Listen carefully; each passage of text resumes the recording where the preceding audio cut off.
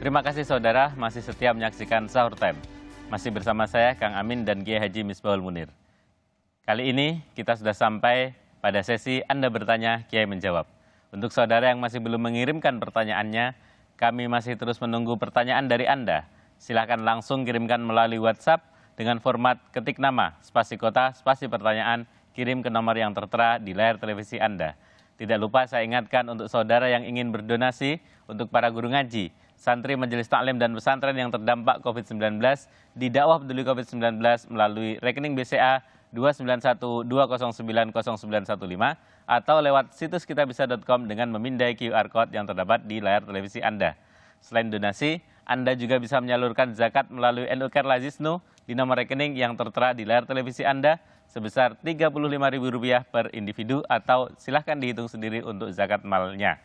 Nah, saudara sekalian, kita akan lanjutkan sesi ini. Anda bertanya, Kiai menjawab. Pak Kiai, tadi sebelum melanjutkan dengan pertanyaan dari para pemirsa, saya ingin bertanya. Ya, kan? Tadi Pak Kiai menjelaskan tentang bahwa kaya, enak, naik pangkat itu juga ujian. Ya. Dan harus bersyukur karenanya. Nah, tapi syukurnya itu gimana caranya, Kiai? Kang Amin, syukur itu ada macam 3, Kang Amin. Asyukru bil lisan, syukur dengan lisan. Ucapkan alhamdulillah, alhamdulillah, alhamdulillah. Ketika kita merasakan nikmat, ucapkan alhamdulillah. Jadi jangan dikira kalimat alhamdulillah ringan, Kang Amin. Ucapannya ringan, tapi besok di hadapan Allah timbangannya berat. Yang nomor 2, asyukru bil jinan.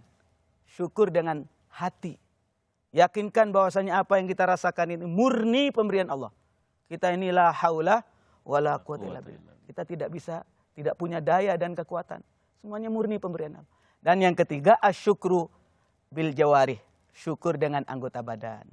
Jadi ujung kepala sampai ujung kaki digunakan untuk ibadah kepada Allah. Dan termasuk syukur bil jawarih dengan anggota badan adalah suka berderma. Peduli kepada yang lain.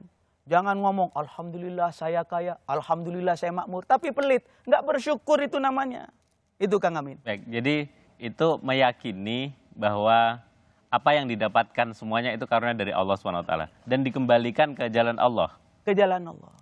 Misalnya Allah minta, saya minta 2,5%. Nggak banyak, 2,5%. Kasih itu. Itu namanya zakat.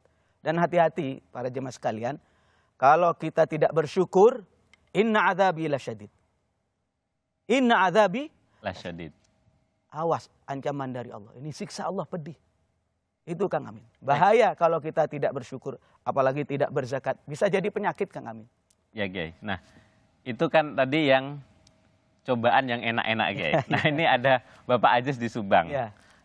Pak Aziz bertanya, Pak Kiai, apakah betul semakin kita sabar dan lapang dada dalam menjalani ujian, semakin tinggi pula derajat kita di hadapan Allah? Nah, tampaknya ini yang sebaliknya nih, Kiai. Kang Amin. Semoga segera selesai masalahnya, Kiai. Menarik pertanyaannya dengan Bapak Aziz di Subang. Pak Aziz, memang harus sabar itu harus ditingkatkan dalam situasi seperti ini, apalagi Kang Amin. Sabar kita menghadapi musibah. Sabar kita menghadapi taat. Sabar kita menghadapi maksiat. 3 sabar ini tolong ditingkatkan. Kalau sudah orang ini sabarnya kuat, wabasyiris sabirin. Kasih kabar gembira kepada mereka orang yang sabar itu. Artinya apa? Dia akan mendapatkan pahala di sisi Allah.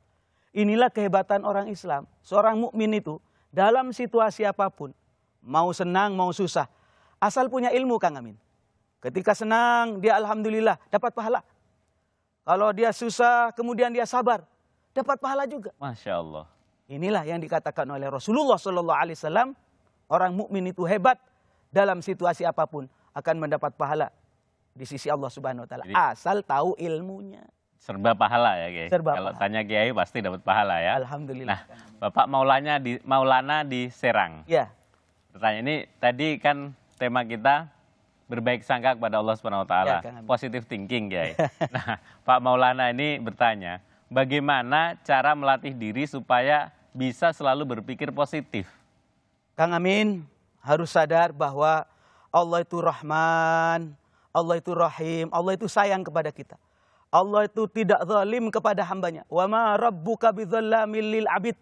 Allah tidak zalim kepada hambanya. Ayo kita berpikir positif. Misalnya menanak nasi, kok tahu-tahu terlalu matang jadi bubur. Positif kamu. Oh, enggak apa-apalah jadi bubur. Ditambahin ayam. Jadi bubur. Bubur ayam. Alhamdulillah. Alhamdulillah. Hujan, jangan mengeluh, positif. Hujan ya. Ngapain ya? Jual jas hujan Kang Amin. Kemudian panas. Jangan marah lagi. Panas ini gimana ini? Jangan marah kepada Allah, jangan mengeluh. Tetapi panas, ini jualan es saja.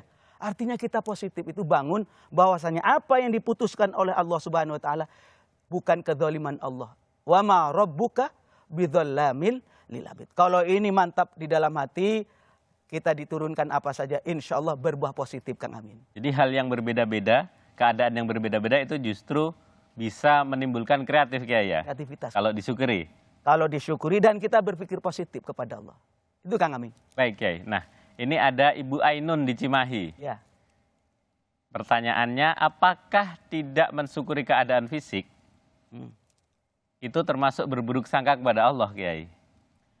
Kang Amin, ya, Allah Kiai menciptakan sesuatu pasti ada manfaatnya, pasti ada gunanya. Dan Allah tidak main-main. Misalnya ada orang diciptakan oleh Allah kurang anggota badannya, tidak sempurna. Mari kita husnudzon. Berapa banyak orang yang bisa hafal Quran karena dia buta? Ingat kami. Karena kurang fisiknya, akhirnya dia tidak melakukan aktivitas apapun.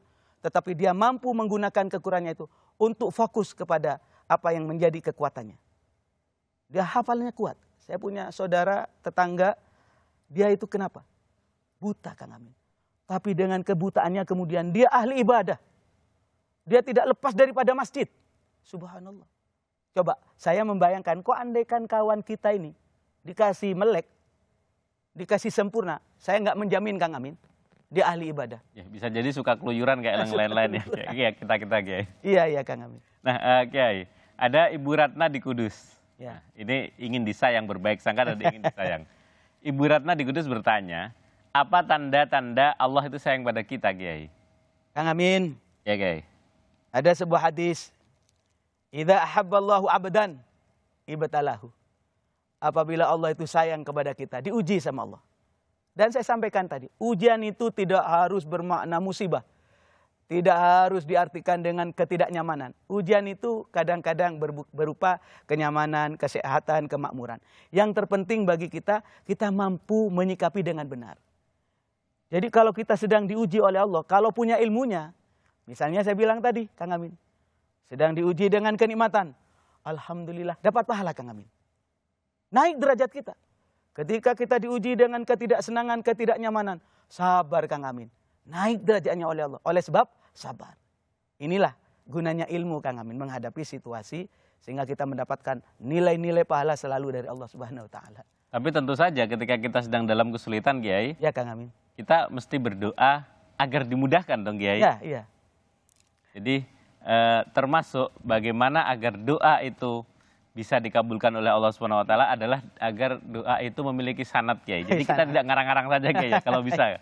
Dalam tradisi pesantren kan doa itu diturunkan dari gurunya ke muridnya, gurunya ke muridnya. Nah, Ya. begitupun kita Kiai. Ya. Di sesi ini kita akan berbagi amalan doa Kiai. Ya Kang Amin. Nah, Pak Kiai, di sesi ini, episode ini, hari ini, Ya. doa yang akan Kiai ajarkan kepada para pemirsa sekalian adalah doa agar dimudahkan rezekinya Kiai. Tadi Ya. seperti yang sulit-sulit itu segera dimudahkan. Doanya gimana Kiai? Yang bersanad Kiai. Baik Kang Amin, saya ini ingin ada sambungan amalan yang diberikan kepada para pemirsa di rumah, sambungan dengan guru-guru kami dari pesantren-pesantren kami. Saya dapat dari Kiai Haji Maimun Zubair, almarhum. Al-Maghfur wal-Maghfurlah. Ini beliau mengajarkan agar dimudahkan rezekinya santri-santrinya dan para pemirsa yang di Kompas TV ini. Ditolong baca zikir. Ini Kang Amin. Apa bacanya? Mohon Bapak Ibu sambil dicatat dan dihafalkan ya. Ya Kiai. Kang Amin, dibaca apa? Ya Latif, Ya Latif, Ya Latif, Ya Latif 17 kali. Ya Latif 17 kali. Ya. Kemudian dilanjut dengan Allahu latifum bi ibadihi yarzuqu man yasha wa huwal qawiyyul aziz. Allahumma inni as'aluka rizqan halalan thayyiba wasi'a mubaraka min ghairi ta'abin wala nasabin birahmatika ya arhamar rahimin. Ini enggak begitu pendek, yang enggak begitu panjang. Sedang-sedang ini Kang Amin. Tolong dibaca ba'dal maktubah bisa 3 kali. 3 kali atau 7 kali atau 11 kali. Dan ini saya sambungkan sanad ini kepada para jamaah di Kompas TV. Mudah-mudahan bisa diamalkan di rumah dan Allah mudahkan rezekinya. Baik Kiai, semoga terkabul doa-doanya Kiai. Nah, saudara sekalian, untuk saudara yang sudah mengirimkan pertanyaan, terima kasih dan mohon maaf kami tidak bisa membacakan semua pertanyaannya karena keterbatasan waktu. Saya mengingatkan kembali bagi saudara yang ingin berdonasi untuk para guru ngaji, santri majelis taklim dan pesantren yang terdampak COVID-19, bisa berdonasi di Dakwah Peduli COVID-19 dengan melalui rekening BCA 29120900915 atau bisa melalui situs kitabisa.com dengan memindai QR Code yang terdapat di layar televisi Anda. Selain donasi, Anda juga bisa menyalurkan zakat melalui NU Kerlazisnu di nomor rekening yang tertera di layar televisi Anda sebesar Rp35.000 per individu untuk zakat fitrah. Jangan kemana-mana karena Sahur Time akan segera kembali dan kita akan kedatangan tamu yang sangat istimewa, jadi tetap di Sahur Time.